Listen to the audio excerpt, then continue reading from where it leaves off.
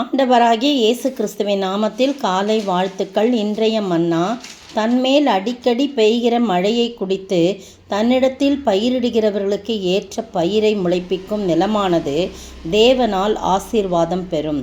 எபிரேயர் 6:7. இந்த மாதம் முழுவதும் ஆசீர்வாதத்தை குறித்து நாம் தியானித்தோம். அப்படி தியானிக்கும்போது ஒவ்வொரு நாளும் ஒவ்வொரு விதமான ஆசீர்வாதம். ஆதாமிலிருந்து நோவா, இன்னுமாய் ஆபிரகாம், ஈசாக்கு, சாராள், ரெபேக்கா என்று சொல்லி ஒவ்வொரு நாளும் பழைய ஏற்பாட்டில் ஒரு பாதி நாள் பார்த்தோம். கிட்டத்தட்ட 20 நாட்கள் பழைய ஏற்பாட்டில் பார்த்துக்கிட்டே இருந்தோம். அடுத்தது புதிய ஏற்பாட்டிலையும் சங்கீதக்காரனாகிய தாவீது பார்த்துட்டு புதிய ஏற்பாட்டிலையும் நிறைய ஆசீர்வாதங்களை நம்ம பார்த்தோம். இன்றைய நாளில் பொதுவாக ஒரு கருத்து, எப்படி எனில் தன்மேல் அடிக்கடி பெய்கிற மழையை குடித்து தன்னிடத்தில் பயிரிடுகிறவர்களுக்கு ஏற்ற பயிரை முளைப்பிக்கும் நிலமானது தேவனால் ஆசீர்வாதம் பெறும் போட்டிருக்கு. எப்படி எனில் சொல்லப்பட்டிருக்கு. அதுக்கு முன்னால் பார்த்தீங்கன்னா, ஆண்டவருடைய அன்பை ருசி பார்த்தோம். தேவனுடைய வார்த்தைகள் எல்லாமே ருசி பார்த்து கூட மறுதலித்து போனவர்கள் தேவனுடைய குமாரனை தாங்களே மறுபடியும் சிலுவையில் அறைந்து அவமானப்படுத்துகிறபடியா. எவ்வளோ பயங்கரமான காரியம் இல்லை? 6ஆம் அதிகாரம் நீங்கள் 1லேருந்து வாசித்தீங்கன்னா என்னென்ன உபதேசங்கள் சொல்லிட்டு நிறைய காரியம் சொல்லப்பட்டிருக்குது. ஆனால் தேவனுக்கு சித்தமான இப்படியே செய்வோம். ஆனால் அந்த நல் வார்த்தைகளில் எல்லாவற்றையும் நீங்கள் ருசி பார்த்துருக்குறீங்க, அனுபவிச்சிருக்கிறீங்க. ஆனாலும் மறுதலித்து போனீங்கன்னா நீங்கள் மறுபடியும் இயேசுவை சிலுவையில் அறைந்து அவமானப்படுத்துகிறவர்களுக்கு ஒப்பானவர்களாக இருப்பீங்க. ஆனால் மனம் திரும்புவதற்கு ஏதுவாய் அவர்களை மறுபடியும் புதுப்பிக்கவே முடியாது. அது கூடாத காரியம். அவங்கள திருப்பி என்ன பண்ண முடியாது, அவங்கள புது சிருஷ்டியாய் மாற்ற முடியாது. அவ்வளோ மோசமான நிலையில் அவங்க தள்ளப்பட்டிருக்காங்க. எப்படி எனில் பாருங்கள், நல்ல நிலத்தையும் சபிக்கப்பட்ட நிலத்தையும் இங்கே ஒப்பிடப்பட்டிருக்கு. எப்படி எனில் தன்மேல் அடிக்கடி பெய்கிற மழையை குடித்து தன்னிடத்தில் பயிரிடுகளுக்கு ஏற்ற பயிரை முளைக்கும் நிலமானது தேவனால் ஆசீர்வாதம் பெறும். அதோடு நிறுத்தாமல் எபிரேயரில் சொல்லப்பட்டிருக்கு 8ஆம் வசனம், முள் செடிகளையும் முள் பூண்டுகளையும் முளைப்பிக்கிற நிலமோ தகாததாயும் சபிக்கப்படுவதற்கு ஏற்றதாயும் இருக்கிறது, சுட்டரிக்கப்படுவதே அதன் முடிவு. எவ்வளோ பயங்கரம் இல்லை? நீங்களும் நானும் அப்படி இல்லாதபடி நிலம் நாம் தான். நம்மிடத்திலே அந்த மழையாகிய ஆண்டவருடைய அருள்மாறி மழை, கிருபை என்னும் மழை, இரக்கம் என்னும் மழை, தயவு என்னும் மழை அப்படியே பெய்து கொண்டே இருக்கிற நம்ம மேலே அதெல்லாம் நம்ம உள்வாங்கி நிலத்தை பயிரிடவராகிய நம்ம தானே அவர் சிருஷ்டித்தார்.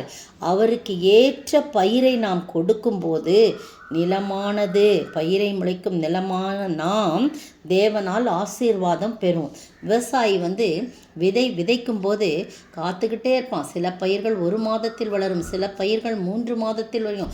அது வரைக்கும் சரியான மழை, ஏற்ற மழை தான் பெய்யணும்.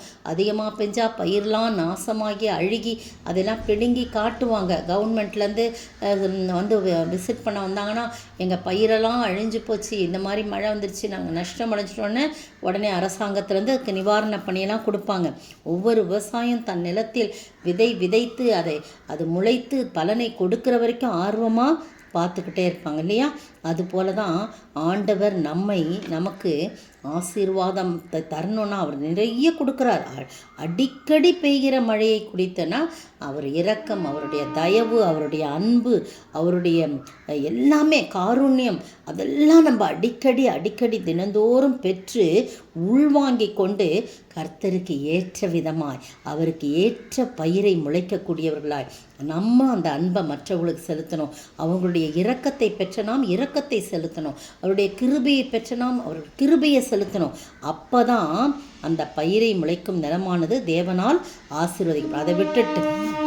அதை விட்டுட்டு முள் செடிகளையும் முள் பூண்டுகளையும் முளைப்பிக்கிற நிலமோ தகாததாயும் சபிக்கப்படுகிறதுக்கு ஏற்றதுமாய் இருக்கிறது, சுட்டரிக்கப்படுவதே அதன் முடிவு. அப்போ இந்த மறுதலித்து போனவர்கள் எல்லாவற்றையும் ருசித்தும், மழையெல்லாம் அடிக்கடி பெய்கிற மழையை குடித்து ருசி பார்த்தோம், ஆண்டவரை விட்டு மறுதலித்து அவரை விசுவாசிக்காமல் இருப்பவர்கள் மறுபடியும் அவரை சிலுவையில் அறைந்து அவமானப்படுத்துகிறவர்களாக இருக்கிறார்கள். அவங்க மனம் திரும்பதற்கு ஏதுவாய் அவர்களை மறுபடியும் புதுப்பிக்க சுட்டெரிக்கிறது கூடாத காரியம். எப்படி இந்த முள்செடி முள் பூண்டு முளைக்கிற நிலம் சுட்டெரிக்கப்படுவதே அதன் முடிவுன்னு சொல்லப்படுற போல நமக்கு அது வேண்டாம். இந்த மாத கடைசியிலே நாம் 7ஆம் வசனத்திலே சொல்லப்பட்டதன்படி தன்மேல் அடிக்கடி பெய்கிற மழையை குடித்து தன்னிடத்தில் பயிரிடுகிறவர்களுக்கு ஏற்ற பயிரை முளைப்புக்கும் நிலமானது தேவனால் ஆசீர்வதிக்கப்படும்.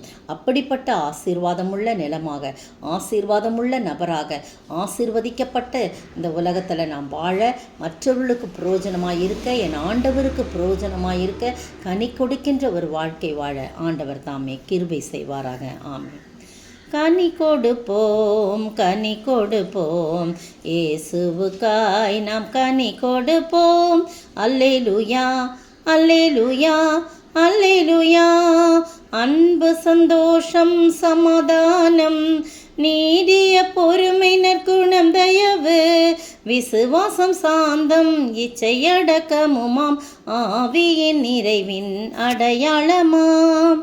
ஸ்தோத்திரிக்கிற ஆண்டவரே, துதிக்கிற ராஜா, கனி கொடுக்கின்ற ஒரு வாழ்க்கை வாழ உமக்கு பிரயோஜனமாய் உம்மிடத்திலிருந்து பெற்றுக்கொண்ட உம்முடைய அன்பு பண்புகளை ஆண்டவரே நாங்கள் பெற்று அதை மற்றவர்களுக்கு பிரதிபலிக்க உமக்கு பிரயோஜனமாய் வாழ நீர் அதன் மூலம் ஆசீர்வாதத்தை பெற்றுக்கொள்ள இந்த மாதம் முழுதும் எங்களை பாதுகாத்து கொண்டீரே.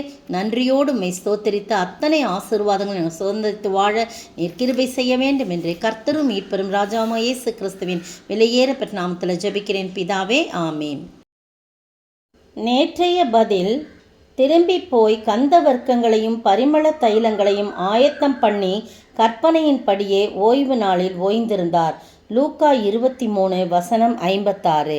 இன்றைய கேள்வி: இயேசு சீஷர்களை எதுவரைக்கும் அழைத்து கொண்டு போய் என்ன செய்தார்? இயேசு சீஷர்களை எதுவரைக்கும் அழைத்து கொண்டு வந்து என்ன செய்தார்?